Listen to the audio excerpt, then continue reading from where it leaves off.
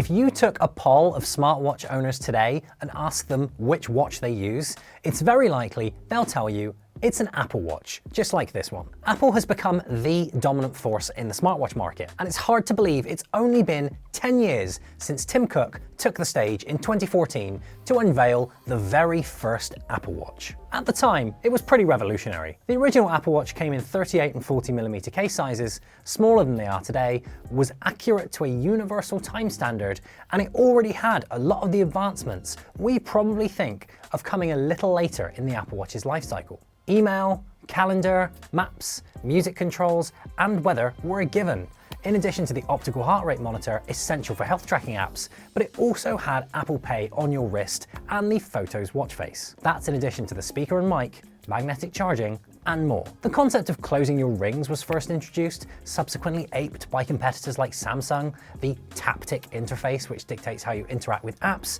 and loads more of those features. To get a better sense of how the tech industry reacted to this shockwave in the world of wearables, I spoke to TechRadar's Lance Ulanoff, who was on the ground covering the launch of the Apple Watch. There were a lot of rumors leading up to all this that there might be something coming, but no one really knew much of anything. And they actually didn't have the 2014 event at Apple Park. They had it at a different location because they had a special building built right outside the event space. It was a big white building, nondescript. We couldn't figure out what it was. We were all super curious. And at the very end of the launch event, in September is iPhone time, right? So we did get a new iPhone. They had the big thing on screen, one more thing. And sure enough, out comes the Apple Watch. And one thing I will say is that for a long time, we thought it was going to be called the iWatch. And so there was a little disappointment there, or a little surprise, but Apple Watch, and looked beautiful, and they went through all the details, and it didn't really look like any of the other, well, I should say U2 played at the end of the thing. And then we walked across the street, and that big white building had opened up, and it was a space to touch and experience all the different versions of the watch. And by the way, you might remember, it started at $349, but you could also get, for $10,000, a gold Apple Watch. No one bought. So nobody bought the gold Apple Watch. As far as I know. But you did mention that there were a few rumors and things flying around. You didn't really know what to expect. What had you heard, like what was going through the grapevine prior to this announcement, and what were like the craziest kind of rumors and things you thought the iWatch or the Apple Watch might have been able to do? I mean, it was kind of like so many other rumors with Apple, where for a long time we were talking about a possible wearable. But other than that, we had no sense of like how they would handle buttons, like the digital crown. We were like, oh, like that was one of those things when they introduced it. Now, I'm a watch collector, and so I understand the different parts of a watch, but I was like, how are they going to make more of this crown then? But they did. They turned it into something more, and sort of, even just the ability now to sort of have your finger on it, do an ECG test. I think maybe one of the crazier rumors would be like if they had a camera on any part of the device. I know that we kind of talked about it, we thought about it, partly because it had been done before by some competitors, including Samsung. Yeah, I can imagine. And now that's kind of come full circle, because the latest rumors are talking about cameras going on a future version of the watch for AI purposes. I truly hope they don't do it. And I honestly don't. I've heard that for both the watch and the earbuds. We don't need all these cameras. But sometimes people misconstrue cameras and infrared. And so maybe there's some sort of sensors just about proximity, or even just like 3D mapping, and less about like, let's take a picture and send this up to the model and try and figure it out. We were talking about the way it looked when it first came out, and Apple hit on a design that they stuck with pretty much the entire way through for the last 10 years. Some things have changed, like bezel sizes and materials, but by and large, it continues with the same kind of design ethos. Well, I was just going to say, it's kind of interesting because, most watches are round, right? of all kinds, analog watches, self-winding watches, digital watches, traditional, they're mostly round. Square tends to be somewhat the outlier, or rectangular. And so Apple's kind of stuck with that iconic look, even as competitors like Samsung build around the limitations of screen technology and started to finally give us round screens. Apple has not done that yet, haven't even given us the option. And even when we go to sort of the Ultra, we're not getting that option. So I think that that's typical Apple. It really likes to set a tone and stick with it, and only if it finds a truly good reason. But I would say that at least I've been pleased over the years that the screen has gotten a lot bigger, that it's gotten sharper, that it's gotten brighter, that I can see it in the outdoors very easily at a glance. I really like that it is also thinner and lighter, even at larger sizes. So all of those things, for something you have to wear on your body pretty much all the time, those things actually please me. We've been talking about how the Apple Watch looks. What about what it does? Has it changed in the last 10 years in any ways that have surprised you? Yeah, when the Apple Watch first arrived, even though they talked about health and fitness, it was still in my head, that was sort of a sidelight to timekeeping and information notification and even communication, because you have built-in cell service, you could just make calls through it. I didn't foresee them leaning so heavily into health and even getting some FDA clearances for some of the things that they do on the device.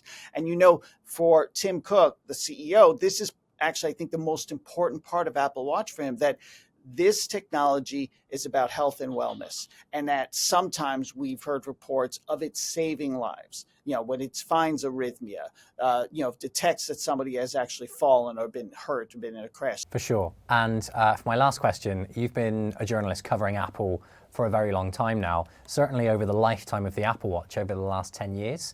Where do you see the next 10 years for Apple Watch? Well, I think there'll be a period of continued iteration on design and capabilities, but I do think they're looking to go to the next level. It is really time for a bigger redesign, and a bigger redesign would enable greater features. And if they were able to put sensors of some kind that could make it aware of the environment and make that useful for you for both AI and also health and fitness, I think that would be pretty powerful. Obviously, the Apple Watch is filled with internal sensors. I'm talking about sensors that can sort of see outside of you without them being cameras. So I think that's certainly something Apple's looking at, but always keep in mind that Apple prizes privacy and security above most other things. It's kind of why they've been behind in AI. And I think Apple will probably continue to do that. 10 more iterations, 2 SEs and 2 Ultra models later, and the Apple Watch has changed a lot under the hood. We've got hands-free gesture controls now, a working dive computer on the Apple Watch Ultra, claims of carbon-neutral manufacture, and edge-to-edge liquid retina displays that look amazing. We've got to acknowledge that the basic squircle and digital crown design looks pretty much the same as the Series 0, bar a few millimeters of bezel here or there, and Apple does get criticized for iterative annual updates to its devices, encouraging people to upgrade more often than they need to, and potentially cutting support for older devices before their time. I think those criticisms are valid to an extent, but it's also worth acknowledging how Apple hit on a design early on that really worked for them. According to market research firm Counterpoint, in 2024, Apple's global share in the smartwatch market actually shrank from 25% to 22%. However, it's still the biggest smartwatch producer by a huge margin. The next highest is Huawei at just 13% of the total market, and then Samsung at 9%. It just goes to show how massively popular Apple Watches really are with the average smartwatch wearer. Another person on the ground during the launch was TechRadar senior wearables writer Stephen Warwick. He was working at his local Apple store when the device was launched and saw firsthand how feral Apple fans got over the revolutionary new smartwatch. Yeah, it was wild. It was kind of weird, to be honest, because obviously Apple had announced the watch fully, like basically a year previously in September. So we'd known about it for months. We'd been doing in-store training on what the device was like and how it worked. But then the devices still only arrive in the store the night before the launch. So April 23rd, you get one overnight shift basically to turn your store over, put out all the new display units, everything like that. So a very hectic shift. I remember really clearly, I worked a 7 till 11 shift that morning, which sounds, I was a student at the time. So obviously, like, a really, really short shift. It was pretty fun. We arrived at 7 o'clock and everyone there is still kind of putting the store together for the launch. And we have basically 2 hours to learn how to deliver an Apple Watch try-on experience from start to finish. And then the doors open at 9 and like you're off. And I remember there's loads of anticipation. Everyone was really excited. We had a really big queue for people to come into the store, which was cool. It was very un-Apple in a lot of ways. Normally you would get like as long as you need to speak to a customer, but these try-on appointments were only 15 minutes long. And you would put the watch on, you would help the person find the right size and style and fit. They put it on, and then they couldn't actually use the watch. And if they decided to buy one, of course, on launch day, you couldn't buy a watch in the store. You had to do it online. So part of the experience was you taking that person to a Mac or to an iPad, and you would help them make the online purchase for the watch that they had bought. So yeah, very strange in a lot of ways, but really, really cool. There was a lot of excitement, a lot of anticipation, and yeah, really cool little piece of Apple history to be a part of. Yeah, for sure. And in your intervening years as a technology journalist covering all things Apple, how do you feel like the Apple Watch has changed from the Series 1 to the Series 10? There's been some big changes. The Series 4, for instance, was a really big leap. I think the Series 7 as well. And then, of course, more recently, like the Ultra and the Ultra 2. Yeah. I think it's more about the philosophy and the way Apple Watch is positioned. I think there are two things. The first off, it's not really a secret that Johnny Ive, who designed the watch, he considered it to be like a fashion accessory, and that was really his obsession, was that the Apple Watch was going to be a statement piece. Over time, that waned as it became clearer and clearer that the Apple Watch was going to be a mass market device and it was going to be a wearable piece of technology rather than a fashion accessory. I think the best example of that is the Apple Watch SE, right, which is a $200 watch that really signifies that arc from $17,000 fashion accessory to $200 piece of mass market technology. So the Apple Watch really, that changes that it's something for everyone, and that lots of people can theoretically use and own. And then I think the other big thing that's changed, and this is something Apple has kind of admitted itself that it was really surprised by, is the way we use Apple Watch in terms of activity. Apple always thought that people who were active, who bought the watch, would continue to be active while using their Apple Watches, but the people who weren't into activity and keeping fit and healthy would just use all of the other watches components. And actually what they found is kind of the opposite. So people who are active, yes, they use the watch to record runs and go to the gym and cycling and all that stuff, but they also use it to kind of help pace themselves, to help look after themselves, and all the other features. And on the flip side of that, people who are not very active, they have used the watch to kind of maybe take those first steps in looking after themselves, going on a health and fitness journey, walking 10,000 steps, even just standing up every hour. So it's really interesting to see how Apple thought it would be a device that active people would love, but if you weren't particularly into fitness, you would just find a way to kind of use it that suited you, and actually has become a real sort of tool of accountability that encourages people to be active. Yeah, for sure. I think you're spot on. And I definitely agree when you mentioned earlier the Apple Watch has become a device for everybody. And it's evident in the fact that it's the most popular smartwatch globally by a huge margin. I think having used a lot of other smartwatches, during my tenure at TechRadar now, I think it's pretty clear that there are some things that the Apple Watch just does better than everybody else. There are, it doesn't have the best battery life on the market. You would go to Garmin or maybe a Galaxy Watch Ultra for something like that. It doesn't necessarily have the best health and fitness tracking. Again, Garmin beats out Apple in a lot of different ways. But that overall rounded package that Apple has put together, the physical design of the watch, I think the Apple Watch is the best designed and kind of best looking smartwatch on the market. Going for the squircle design rather than an actual circle, I think was really important to that success. I think that the overall software packages, the support that Apple has in terms of longevity for watchOS, the Apple Watch Series 3 came out in 2017, and Apple was still selling it in 2022 and supporting it, for years after that. that's really kind of, even for Apple, that's like, fairly unprecedented longevity. So I think there are probably a lot of things, but Apple doesn't necessarily do one thing better than any other smartwatch maker. But I think the whole package that you get to, it's probably in the same way, with an iPhone, there are better Android smartphone cameras than you might find on an iPhone 16 Pro, for instance. But for a lot of people, that overall package and the overall user experience, I think, is what kind of sets it apart. Yeah, for sure. I guess the popularity of the iPhone and the closed loop ecosystem kind of helps. Absolutely. Yeah, if you've got an iPhone, the Apple Watch, it's not the only choice, but it's basically the only sensible choice if you're looking for a smartwatch to go with your phone. So absolutely, the proliferation of iPhone is definitely a huge factor in the watch's success too. For sure.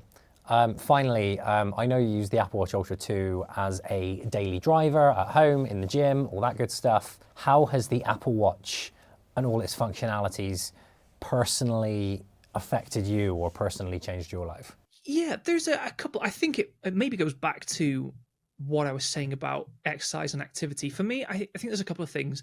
The Apple Watch is a really cool tool for accountability for me. I'm not like a slave to closing my rings or chasing my calorie goals or anything like that. But to have the watch there kind of gently nudging you along in terms of how much exercise I'm doing on a daily basis, how often I stand up, has been really, really cool. And then when you're in the moment, whether you're doing a run or a workout, whatever the case may be, the Apple Watch is a really good motivator, I find, or it just kind of helps keep you grounded. So, you jump on the treadmill and you're like, oh my gosh, I'm knackered. I must have been running for like 45 minutes. And you look down at the watch and you've been going for 10 minutes and you're like, oh, okay, maybe I need to kind of buckle up and just, power through this. Or conversely, you'll be doing a heavy weight session and you think, oh gosh, like this better be over soon. And you look at, I've been going for an hour and a half. Like, it's really cool to have that kind of, I don't really know how to describe it, but just that constant reminder of like, this is how long you've been going. This is how much you've achieved. I really find that a helpful kind of tool for motivation. And the other thing I really appreciate about it is just that extra layer of difference from my iPhone. The iPhone is so distracting now with everything that you can use it to access, be it Instagram, TikTok, whatever the case may be. To have it, especially in the gym while you're working out, or perhaps when you're at work, to wear the Apple Watch and be able to see at a glance, hey, what time is it? Who's trying to get in touch with me? How many calories have I burnt? What song is playing? Can I skip to the next one? Without the temptation of having to pick up your phone, unlock it, and all of a sudden there's Instagram right there or Twitter. I really appreciate that kind of extra layer of distance between the phone and myself that the watch provides. While a big part of the enduring success of the Apple Watch is due to the success of the iPhone and Apple's closed ecosystem, another big part of that is just how good the Apple Watch really is. It's the smartwatch, the industry standard, and has remained the most popular model since its launch way back in 2015. It does everything you want it to, does it really well, and shows no sign of stopping anytime soon. Want to see why Apple is so good compared to its contemporaries? The Apple Watch Ultra 2 is top of our best smartwatches list right now, which you can check out now on our YouTube channel. See you there.